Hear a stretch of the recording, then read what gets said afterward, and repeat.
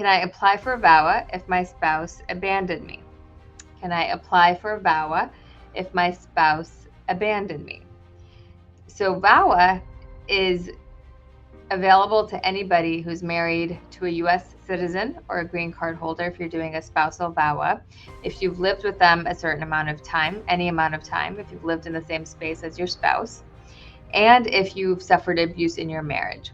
So your spouse does not necessarily have to be with you at the time that you apply for VAWA. You can even be divorced in some cases to qualify for VAWA. So if your spouse has left, that's okay. VAWA is about mistreatment by your spouse, right? And that could be verbal abuse, mental abuse, emotional abuse, and maybe that might have resulted in your spouse leaving as well. So just because your spouse has disappeared, has abandoned you, doesn't mean you won't qualify for VAWA. We need to talk about the nature of your relationship, and in many cases, if there were problems in the marriage, there is usually psychological abuse, verbal abuse, mental abuse. To see if you're eligible for VAWA, give us a call. You can reach us at 703-348-1663. Again, 703-348-1663. You can